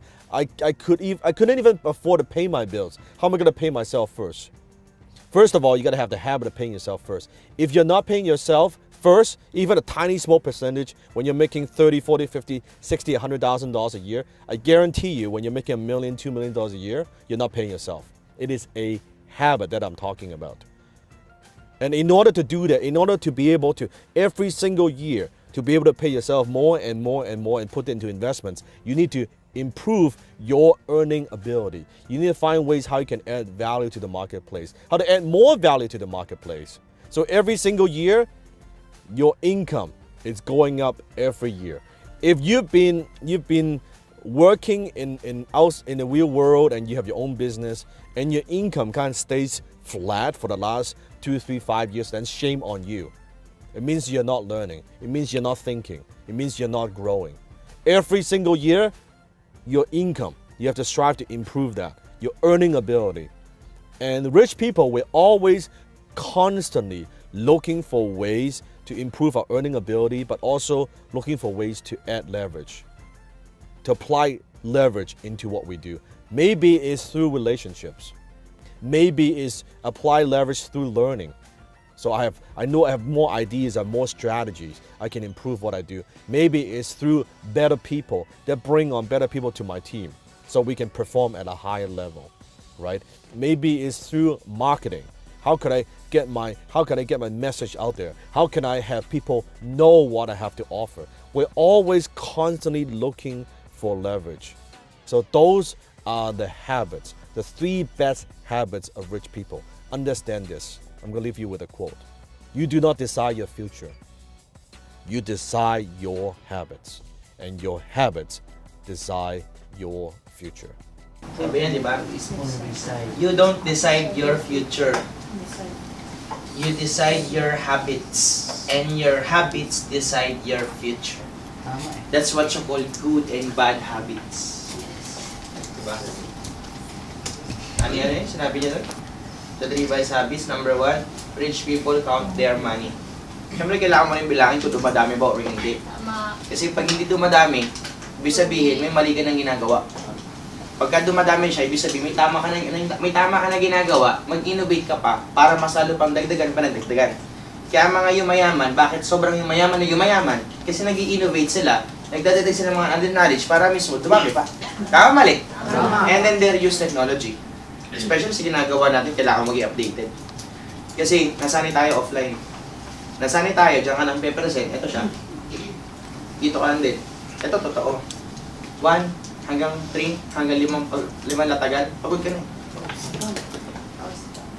Try mo mag-zoom, try mo mag-FB, o try mo isang isang latagan mo, 200 ka agad, 1,000 agad. What if gumawa tayo ng video, ako yung nag-uusok, lahat yung naka-record, isasensad mo na lang, as minus to Ken, di ba? Ang dami mismo, di ka mapagod. Yun yung pagkakaiba ng work hard sa working smart. Imagine mo, madiskarte na nga tayo, ginamitan pa natin ng technology, pain talaga lahat ang kausap. Ginamit yung pa yung technique ng pagko-closing, wala, pain talaga, padala talaga sa'yo. Kaya huwag kang magtaka, later on, naisip ko, magpapapain si tita ng 15 accounts. 15 accounts, 15 accounts, 15 accounts, lahat kayo 15 accounts. Bakit? Sistema na siya eh. Yung ginagawa mo na, share ka lang. Uy, panoorin mo to friend. Uy, maganda, invest ako sa'yo, 120,000. O sige go, deposit mo sa account ko. O di ba, ang dali? Baka may friend ka, papanood mo yung video. Diba? Gusto niyo ba yun? Yes! Tapos minsan pagka napatawag tayo ng training, sino yan? Hindi, bago namin 15 accounts to. Di ko na nakita mo in-invite. Hindi. Ano namin technology. Diba? Naka-zoom lang, di ba? Naka-zoom lang. Okay naman, sinenda mo na ng FB. Huwag kayo mag-alala, gagawa kami ng project na gano'n ni Apple Team. Tsaka hindi lang naman ako, kasama ko rin naman kayo, syempre. Kasi, syempre, pag hindi ako palagi. Hindi ako makapag-leverage, ako lang palagi. Kaya gawa ka rin na sa'yo. Madali sa'yo, video. Kumari, ako, natapos ako mag-uso. Gusto mo rin magkaroon ng video rin, ng uso rin, harap ka rin sa kanya. I-video ka rin niya. Na ikaw naman yun sasalita. Tama ba? Kasi nakaka-proud yun, pagka meron kang invite, ikaw yung nag-present sa kanya. Ito yung upline ko, ito yung nagpe-present ng negosyo, tamo, pakinggan mo siya. Ganun. Tama, mali? Tama. Diba? Next, rich people pay themselves first. Pay themselves first, it means kapag kumita ka, huwag mo masyadong, sabihin natin hindi mo naman gagastusin lahat.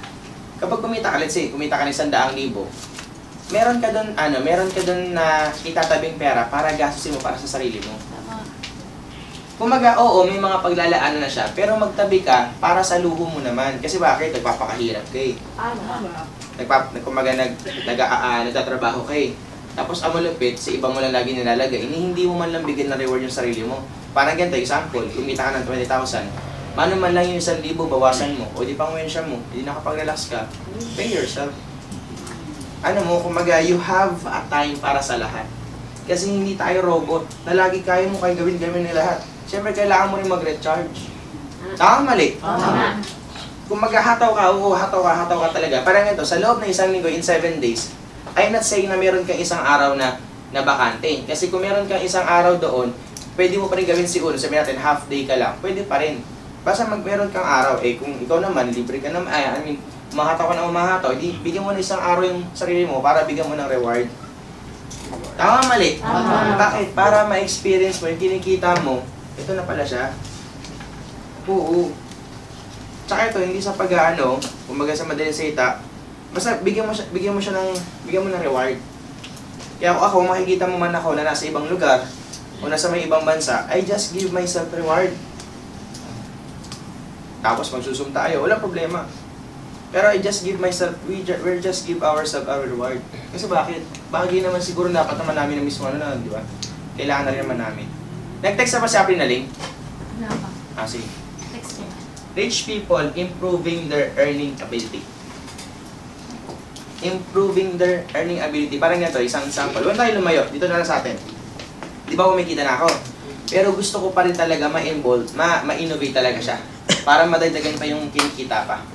Para madagdagan. Hindi para mabawasan para madagdagan. I know, para mismo magkaroon ka ng another pumasok pa na pera, kailangan mo talaga sometimes na meron kang maglabas ka ng pera para magbumalik. Your money, kailangan mo siyang i-invest para magbalik pa ng malaking pera. Parang ganito, hindi sa pag-aano, ang tingin, mekanisin natin sa team. Tama, mali. Pero isa siya sa mga kanang kamay ko. Oh, kasi lahat ng mga gagawin ng buong hits, kasama rin sa pagkata sa may technology na yan. Oo, maglalabas ako ng pera. Pero sabi ko, kung magkikreate naman na maraming income yan, walang problema. Habang kumikita siya, hindi kumikita rin naman ako. Vice versa lang. Tama, mali. Use technology wisely. Tapos imagine mo, di ba, later, naka-zoom na lang tayo. Nasa Europe ka, nasa Singapore ka, nasa Dubai ka, nasa Qatar ka, nasa China ka, nasa Japan ka, nasa Pilipinas yung isa, nasa probinsya niya. Pwede nasa Mars daw. Oo, di ba? Sa may internet connection. Tapos, di ba, you don't decide your future. You decide your habits and your habits decide your future. Basta change the bad habit into good habits. Alam mo na yun. Hindi ko na kailangan pa ipaliwanag. Lagi mo nalang isipin, pag ang isang activity na ginagawa mo hindi nag-generate ng income, ano mo na siya, unawain mo mabuti bakit hindi nag-generate ng income. Pero pag nag-generate ng income yan, ang gawin mo, ipagpatuloy mo siya. Okay ba yun? Yes. Bakit natin ipinagpapatuloy ang HLT? Pare, ang laki na improvement. Kasi bakit? Hindi lang yung tao natututo sa opisina. Pati rin sa ganito, mentoring na kasi ito eh. Tama. Tama ba? Yes. Sa palagay mo, HLT, kailangan mo hindi? Kailangan. Kailangan mo hindi? Kailangan. Tsaka lagi mong isipin, hindi lang ito sa'yo. Para to sa mga tao na nasakupan mo. Tama. Tama. Lagi mong isipin, hindi lang ako gagawa nito. Kasi gagawin mo to sa grupo mo. Hindi pwedeng hindi. Kailangan mo siyang gawin. Tama. Tama. Ay, sinusulat pa rin dito. Diba?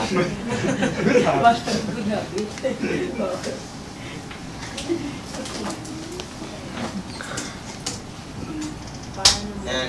Actually, ito, ano na to, kumaga na itapik ko na siya na nakaraan pa, pero ako i-suggest ko para sa inyo, yung mga bagay na pinag-usapan natin, sana may natutunan kayo. Yes! Kasi yung ano dito, dadaanan ko na lang, pero hindi ko na masyado papaliwanag. Paano mag-build ng malaking grupo? Dadaanan ko lang to.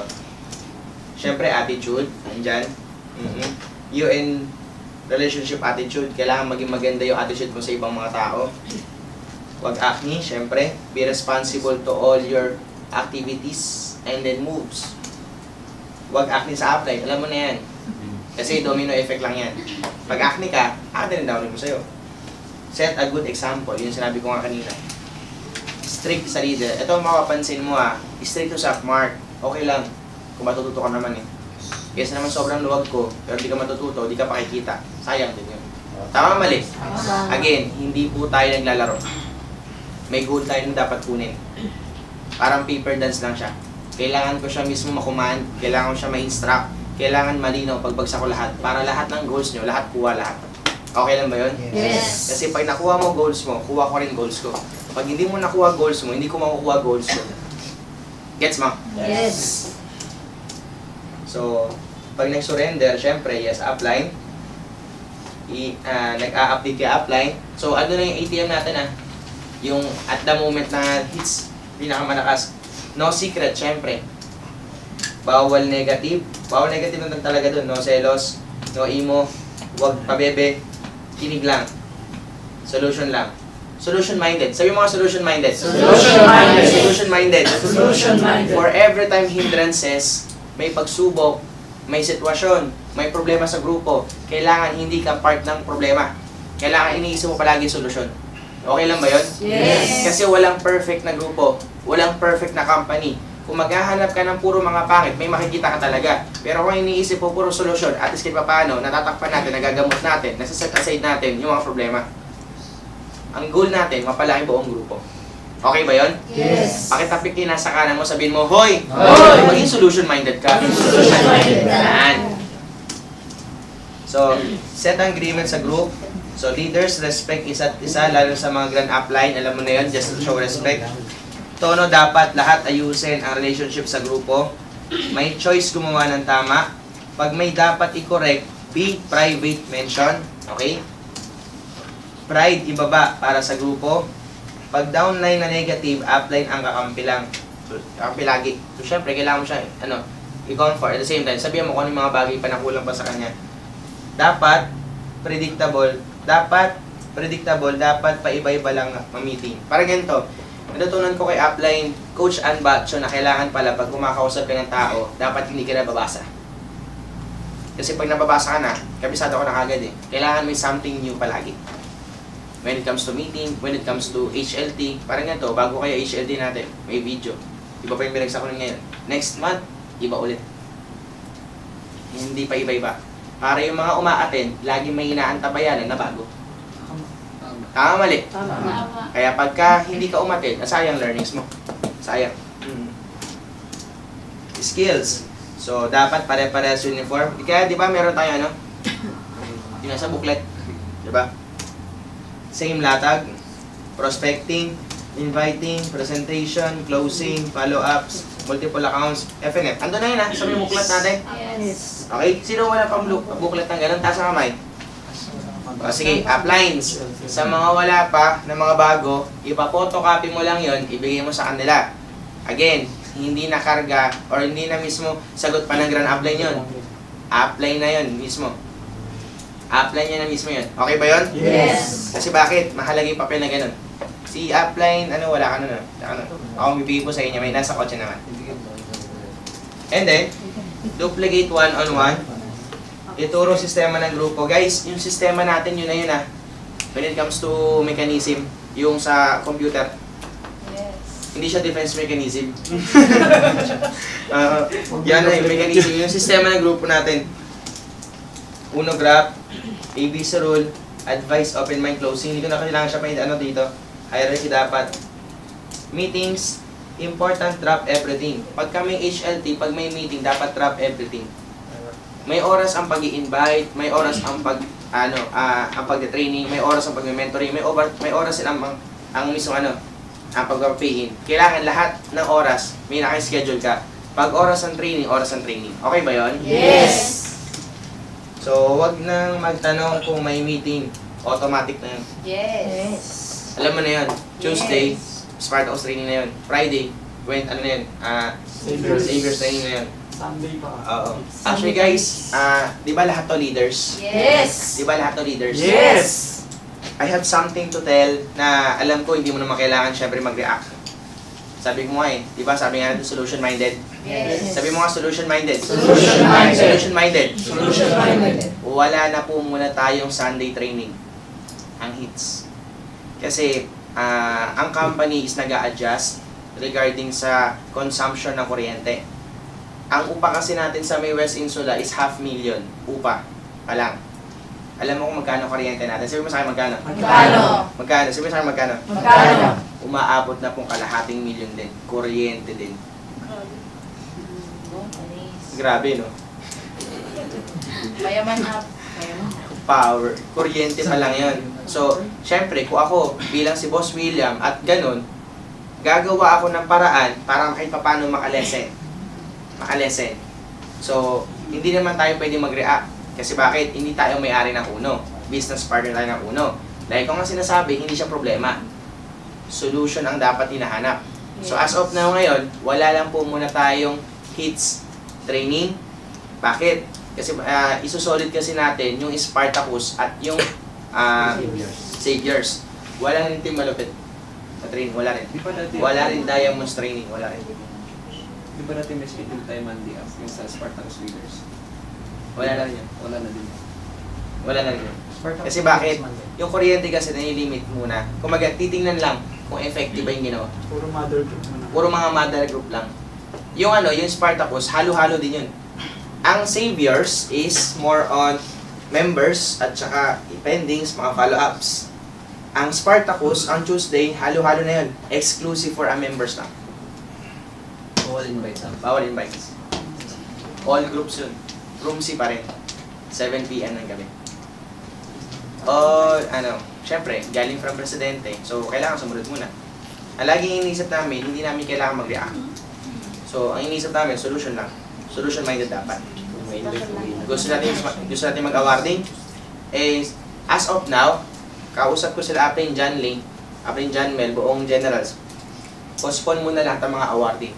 Walang awarding ang Diamonds, walang awarding ang Spartacus, walang awarding ang Hits, walang awarding ang Team Malupit. Kung ano man yung mga nag-a-award ng grupo, wala muna. Focus muna on, saviors lang. Kasi bakit? Baka magtaka kayo, Aprin Mark, paano yun kapag hindi kumita ng 60,000? Pwede pa rin po ba ma-awardan? Oo. Meron isang pangsingit. Meron tinatawag na Contenders Award. Contenders Award, lahat po ng mga kumita ng 25,000 up to 59,000, ang tawag dun, contenders. Pero lahat ng 59,999, piso na lang yan, no? Ano yun, contenders? 25,000 up to 59,999, contenders. Pero yung 60,000 and above, top earner ng buong Saviors. A-awardan ka pa rin. Oo. So, ibig sabihin, sa hits natin ngayon, yung 20,000 natin, dadagdagan tayo ng 5,000. Para 25,000, pasok ka sa contenders. Gets ba yun? Yes. Again, solution-minded ka dapat. Sabi mo nga sa katabi mo, sabihin mo, Hoy! Hoy! Solution-minded ka dapat. Solution-minded. Again, hindi siya problema. Kasi kung naiisip ko lang, yung 7 heads, ina-award din sa hits, ina-award din naman sa saviors. Yung sa, yung 15 heads, ina-award din sa hits, ina-award din sa saviors. Yung NUC, ina-award din sa hits, ina-award din sa may saviors. Best director. Yung best director, ina-award din sa hits, ina-award din sa saviors. Sabi ko pa, yung hindi lang ina-award sa saviors, yung mga special awards. O sabihin natin, pwede ko naman i-award yung special award dito eh. Ano yung special award? Every month naman tayo nagaganto. Tama.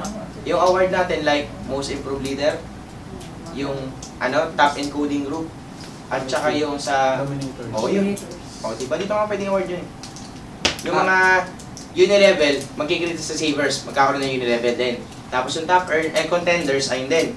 Sa mga kumita ng 25,000 and above, up to 59,999. Piso na lang yun. Question daw. Opisina, ganun na pala. Ganun pa.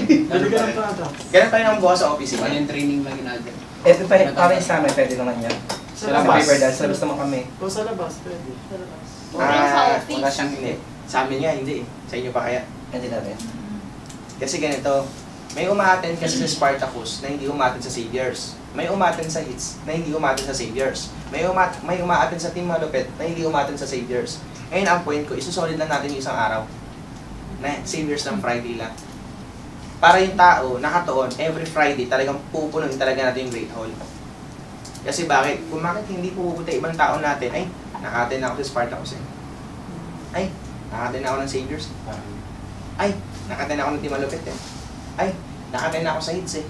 Ay, naka-attend ako sa Bad Diamonds eh. O diba? Pag Friday, kung kailan yung pinaka-mother group, di mo maka-attend yung iba. Again, solution-minded dapat. Kasi bakit? Gustong kunin ng ibang grupo yung saviors na slot na Friday. Ayaw namin. Kasi bakit? Good powers namin buong saviors, tapos mismo sasabihin sa amin, konti lang kayo, wait nyo lang. Papakita namin sa'yo, full force namin. Full force, ibig sabihin lahat. Pababain talaga ng pababain talaga sa Great Hall talaga. Kasi hindi kami pumapayag na ilipat tayo sa mas Maritarong. Hindi. Mother group ang saviors eh. Kaya sabi ko nga, kung kami, pinaglalaban namin yung buong grupo, ipaglaban mo rin yung grupo mo. Umakot ka. Kaya pagka mismo nagpapating, nagkagadaling tayo, umakot ka ng maraming tao. Okay ba yan? Yes. Huwag papayagan na kunin ang slot natin na Friday na Great Hall. Yes. Kasi mahalaga para sa buong grupo yun. Hindi pwedeng wala. Yes. Okay ba yun? Yes. Hindi namin siya kaya bilang grand upline, pero kaya ng buong grupo. Tama. Anyway, always keep open for criticize. Oo.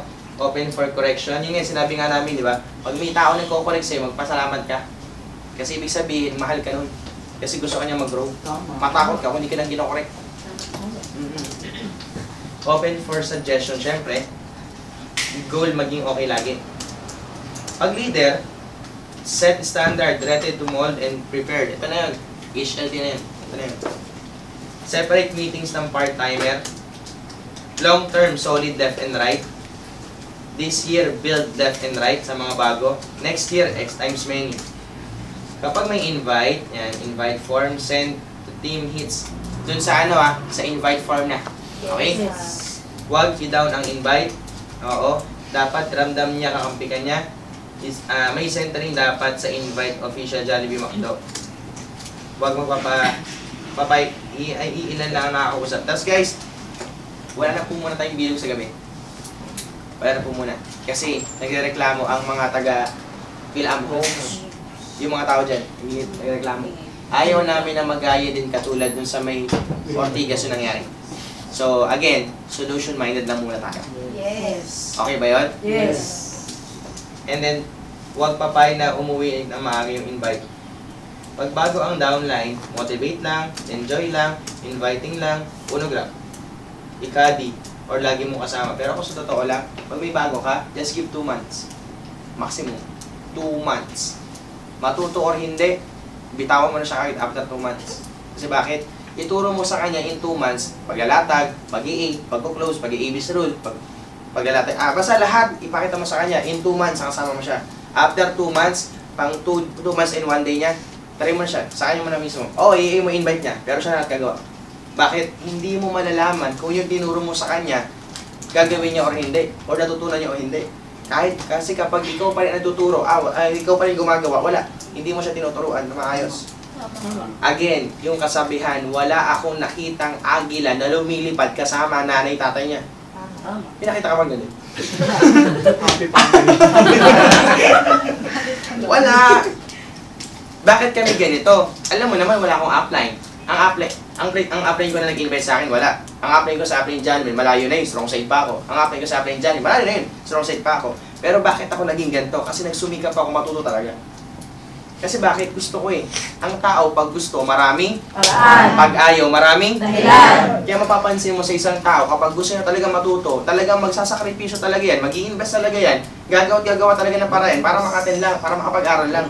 Mapapansin mo sa tao na wala siyang iniisip, kapag minsan pumapayag siya na wala nangyari sa kanya, hindi siya umaattend, at puro mga dahilan. Tama, mali. Tama. Doon mo makikita yung tao. Kaya after 2 months, pag kami downlink ka, naturo mo na sa kanya lahat, ayaw mo siya gumawa. Pero nakamonitor ka, hindi mo totally papabayaan mo pa rin. Tama ba? Tama. Yes. So set example sa downlines, huwag magbilang ng efforts. Oo nga, good example. Tips sa network, direct lang, answer, lagpasan ng proseso, leverage ng tao para long term. Ito, leverage na to. Nag-leverage na tayo. Nag-leverage na tayo. Araw-araw. Tapos ito, I have something video bago ako matapos. Wala pa siya, no? Nagpa-process pa. Sige, okay lang naman, nag-process pa. Tapos guys, may video dito eh. I want to tell you a story. Are you ready? There was a king, and the king was walking with his minister one day, and in the farm, he saw a farmer along with his family, husband, wife, and son. They were buzzing, so much life in them. Their faces were radiant, they were happy, they were beaming with joy. They were singing. They had so much affection and love for each other. And the king said, "Man, I have a massive palace and I have everything that one could dream for. And these guys are more happier than me." Why? Minister said, "Sir, because this family is not a member of the 99 Club." So the king said, "What is 99 Club?" Minister said, "Give me 99 gold coins, I'll tell you." So the king gave him a bag of 99 gold coins, and the minister said, "After 6 months I will tell you, not today." So the minister took that bag of 99 gold coins and put it right at the doorstep of the farmer. In the morning, when the farmer got up, he saw a bag right at his doorstep. He picked the bag up, went back into his house. Excited as he was, he opened the bag.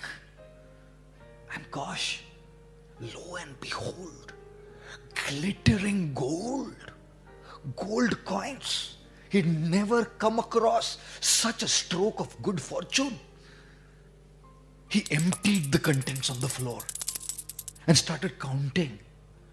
They were 99. बोला नहीं मैं गड़बड़ किया गिनने में, इतना एक्साइटेड हूं कि वापस गिनता हूं. वापस गिना 99. He said, कौन है वो इडियट जो एक डालना भूल गया? डालना चाहिए था तो राउंड फिगर होना चाहिए ना. इन 99 पे क्या किया? So he called his wife, तू गिन भाई, मेरा सर चल, मेरे तू गिन. So she counted. बोले नहीं 99. बोले तेरा भी तो ही चल रहा है. He called the son, said गिन. Everyone 99. He said, God, we can't live like this. इसको 100 तो करना पड़ेगा. So he started working hard to get that one gold coin. And it would take him months and years to get one.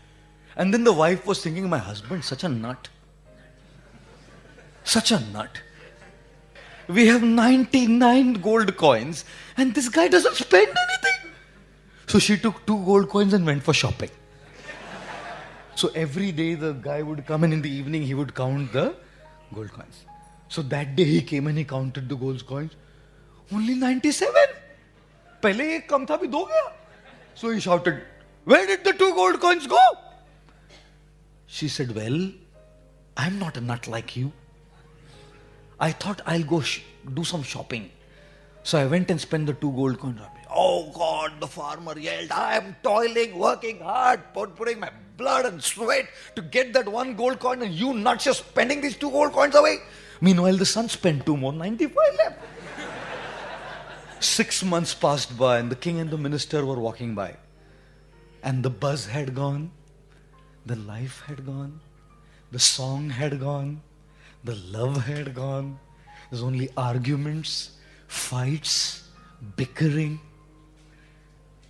And the king said, what happened? 6 महीने में इतना कैसे बदल गए लोग? The minister said, now they are officially members of the 99 club. So the king said, man, you took 99 gold coins. What is the 99 club? The minister said, 99 club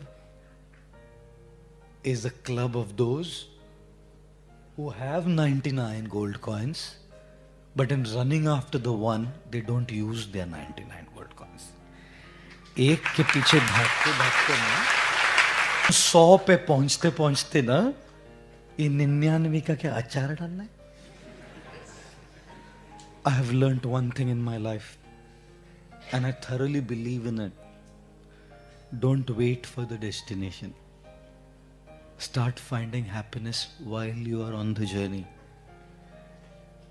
Don't postpone your happiness to then. 10वीं में जाऊंगा, 12वीं में जाऊंगा, नौकरी मिलेगा, ऐसा होएगा, तैसा होएगा, फिर होगा. Today, I may have the greatest challenge. That doesn't mean I should postpone my satisfaction. Today I may be in the middle of the greatest chaos. That doesn't mean I should postpone my satisfaction. Happiness is a journey, not a destination. First time ko siya mapanood, di ko naintindihan, English eh. Pero dahil paulit-ulit ko siya napapakinggan, okay na, iintindihan ko na yung moral story ng kwento. Na meron yung isang family na sobrang saya dati na nagmamahalan dahil nakakita ng ginto. Wala, hindi naman nila ginagalaw para sa ikakaganda ng buhay naman din yan. Sa madaling salita. Kung rin ito sa may network, kung kumita ka man ngayon, gamitin mo siya sa tama para makatulong ka rin sa iba. Yes. Kasi marami kasi kumikita kasi ng pera pero hindi na alam kung saan nagagastusin. Yung iba kasi ang hinahabol lang kasi gold, hinahabol lang kasi puro pera lang. What if kaya kung ang goal mo kaya makatulong ka, scientific ang ka. Diba? Ang kulit ka ng story. Parang siya Erwin. English lang pero nakakatuwa siya. Oo, nakakatuwa siya. Animated with Diba? And then, okay pa ba kayo? Yes! Abang wala pa naman, last video na to. Yes. Last video na to. Kung ano man yung pinagdadaanan mo sa may network ngayon, huwag kang mag-alala, hindi lang naman ikaw yung nakakaranas niyan. Kung ano man yung struggle mo ngayon, kung may alteration ka man yan, wala kang income, huwag kang mag-alala. It's a part of your success. Kasi never na never ka magiging successful kung wala ka namang failure sa pinagdaanan. Wala kang struggle. I have something to tell. So ito na siya.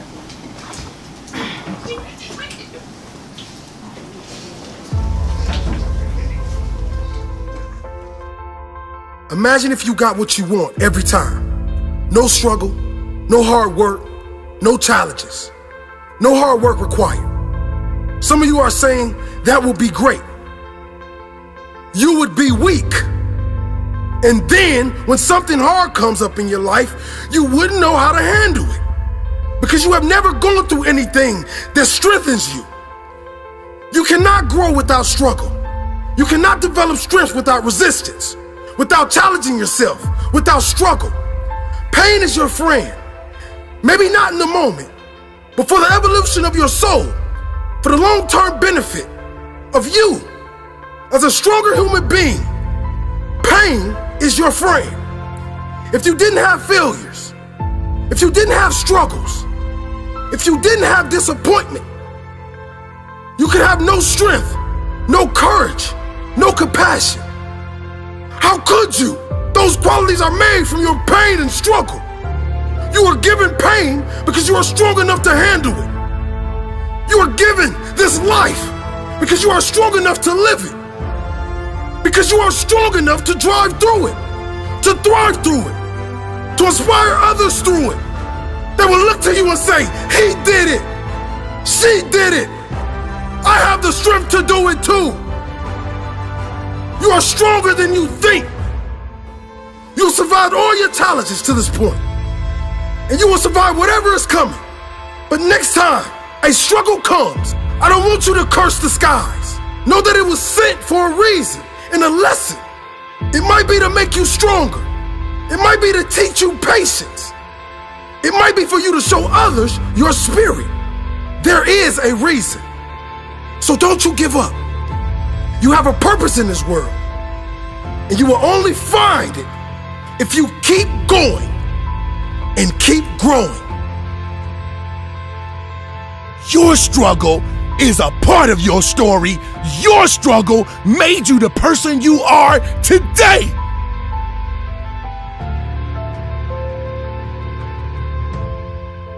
Your struggle is your life. Your struggle is your gift. See, many people look at struggle like it's a bad thing. Your struggle will be the gift that the world falls in love with. Nobody wants to hear the story of the man that was given everything. People want to hear the stories of men and women that endured pain and turned their struggles into a gift. Do you want people just to feel sorry for you? Or you want people to look up to you? Do you want to be a legend? Because legends are born in the belly of struggle. Fear is only a fictional movie, but reality is the struggle. Reality is the struggle. So take the struggle and change your reality. Because the whole time you were thinking that your struggle was holding you back, it was really giving you the tools to become one of the greatest. No more second guessing. No more blaming others for the problems you have in your life. It's a new day. This is my one-way ticket to my dreams. Your struggle is your gift. Maraming tao kasi sa may labas pagka dumaraan kasi sa may mga problema, struggle, akala nila problema na yun. Pero hindi nila alam, yun yung mismong way ni Lord para tumibay ka. Sabi nga Ano yung quote doon? Yung sinabi niya? Ano yung quote doon? Aplin Ria? Saan? Dito? Paabot nga. Mo to? Grabe ka talaga. Teka na, may na-update ako. Strategy ba?